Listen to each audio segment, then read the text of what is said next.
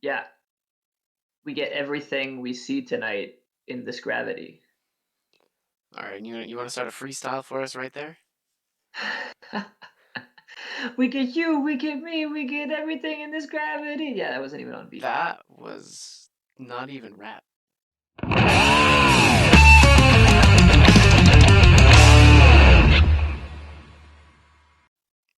What's up, guys? Kieran and I here today to bring you this podcast episode. I believe it is podcast episode 3. And today we are changing up the play, pulling a different play out of our playbook. We're not giving you an album review today. We are going with a cool little, I guess you could call it a game or an activity, basically like a 21 questions, but 5 questions so that this podcast video isn't 72 hours long, but that it actually fits into more watchable time length. So basically, Kieran and I kind of came up with some cool music related questions. We're going to throw them out there and then we're going to kind of discuss each question and hope you guys enjoy. Okay, Kieran. So let's get right into it. Question 1: favorite non hard rock or metal related genre and artist from that genre? I think I'm gonna have to say favorite. The genre not really specified. Um, I like jazz, but it's also folk, but it's also it's a bunch of stuff. But it'll be easier if I explain the artist first. So it's gonna be Sting's solo stuff. God, good So choice. he's got a lot of like fun solo stuff that isn't like the reggae pop that is the Police. He's got a bit of Mm-hmm. like a jazz influence, or he's got some stuff that's very modern esque. He's also got some indie style rock stuff. So he's a bit everywhere. I really like a lot of his solo work. Yeah, super versatile. That definitely fits the mold because you can probably just put anything on. Well, you can put him on and then kind of find anything in there, right? Yeah. Yeah. So as for me, Eminem, this guy right here, he is my favorite non-metal or rock artist. I'm not sure I can give a favorite Eminem song, but this album here, "Music to Be Murdered By," is my favorite by him. Released very actually not that long ago, maybe a year ago. But I love it. I love it very very much. I've been listening to Eminem since I was maybe 5 or 6 years old, which might alarm some because a 5 or 6 year old should not be listening to Eminem. But it is what it is, and that's it. That's my answer to that. Moving on to question 2, Kieran, I will let you open with it again. If you had to write a song with any musician and or band, who would it be and why?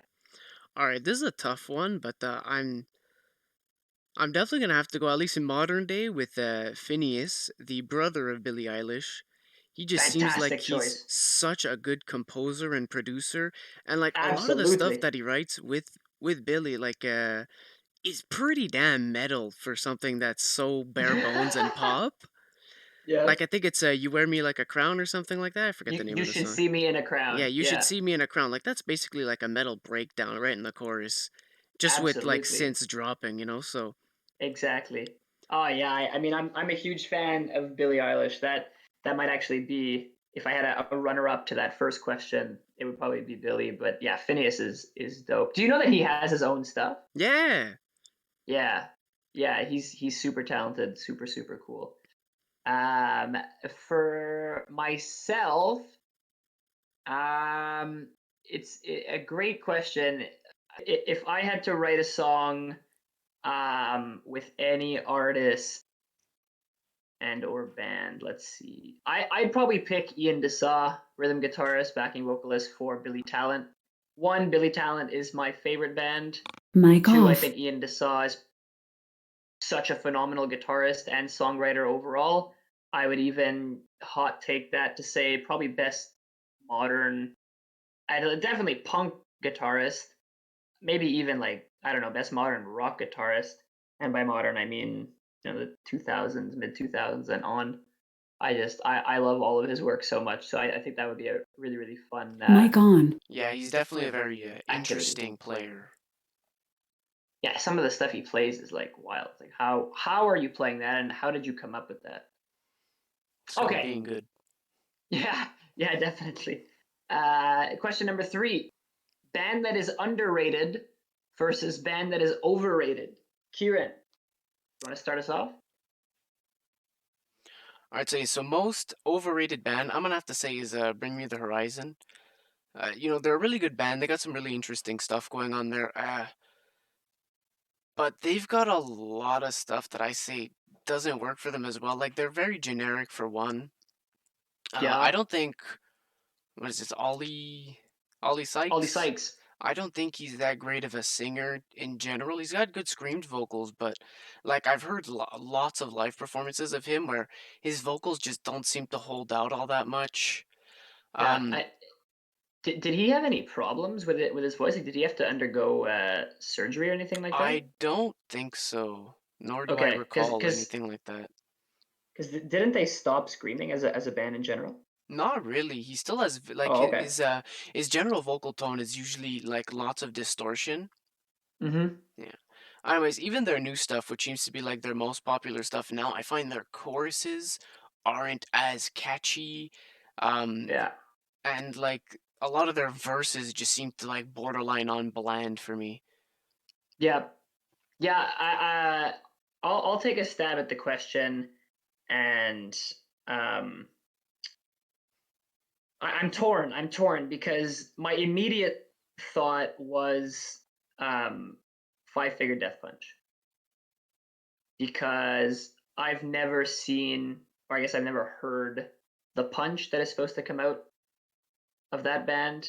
I don't quite understand why they're so big atop the alt metal or hard rock category. I've just everything they do isn't, like, again, kind of like you said about Bring Me the Horizon. It's very general. It's very like, okay, we've heard this before. What's, like Pantera was doing this Yeah. way long ago. Like, why are you like? I don't know. I think it's a almost like a failure to capture their own thing, their own specialness. Yeah, But Five Finger Death Punch definitely like rings or they're very similar to like other bands of like they bring in I guess a blend of like Metallica era metal with a bit sure, more modern heavy elements, but sure, which is like it's okay, but I don't know. I just feel like they could be doing, they should be doing a whole lot more. Yeah, yeah. So I'm gonna go with them in terms of the most overrated band. What about underrated? most Wait, yeah. underrated band. All right, With shit. exception that they have to be like at least a little bit known. A little bit known, yeah. So that's the thing. Like, don't say a local band. no, no. I'm just drawing a blank on the name of the band for a second. Oh, why don't I Oh, let you think then? I Okay, got no, it. go I for got it, it. go I for got it. it. We're good. Yeah. So yeah, so the band is definitely gonna have to be Cold Rain for me. Okay, I've never even heard of this band, so Yeah, I mean, definitely. they're not huge, but they're pretty big. They're just not really huge in the West. Because what's weird about them is they're a Japanese band, Okay. but they make Western metal. Like they make a more Oh, Western style of metal. okay. So it's very like they sing completely in English. They just have like this slight twist on Western metal by adding, I guess, a little bit more of their influences into the music and stuff. Like their songwriting capabilities are like really good. Vocalist is That's incredibly talented. wow. One vocalist? One vocalist, yeah. Scream or no scream? A little bit of screams that generally tends to be more on the cleaner side, but there are some Okay. screams in there. That's cool. I'm gonna have to check this out. Are they like really popular in Japan, but not so much here? Like, is that what makes them a little underrated? Yeah, like they're relatively popular in Japan. I know they've made two anime sound backing or like opening soundtracks. Nice. So like to me that has to have like some sort of um key to how famous they are, right? Like they're not gonna Yeah. get just anybody Right. No, to no, no, do definitely those, and not. it's like Definitely not. especially weird because like they sing like all in English. So Mm-hmm. yeah. Anyways, Yep. To me, underrated. Um, Again, I torn because I think there are a lot of bands that are underrated. My first kind of um, guess at this or stab at this was to say Bad Omens, because ever since the first time I saw Bad Omens live, which I think was back in 2016, they like blew me away. I was like, oh my god, how are these guys only at an opener level on tours like Mic this? off. And more so, like, they only had one album at the time, and they had, I think, just released it or something like that. And I was like, wow, got into them. Mic on. Every single song I thought was like sick, slapping. They released a second album. Every single song is sick, slapping, in my opinion. To me, I think they should be at the top of the metalcore game in terms of metalcore bands and that genre, but they're not. They're still very much at that opener or second bill band. From what I heard of them, they have some very clever writing. Yep. They just don't push against any like they stay very safe, and this just happens with a lot of metalcore bands, right? They stay very safely in their Mm-hmm. metalcore box. Like Mm-hmm. I almost say, the band that does Bow Down, I I prevail. Prevail. Yeah, I Prevail. They're constantly like for the metalcore box that tends to be quite Yeah. small, they tend to Yeah. try to like push a lot of boundaries. Like they've incorporated a lot of different and weird stuff in their songs I that agree. I think makes them push the boundaries of metalcore, while Bad Omens tends to stick within that box very tightly. Yeah.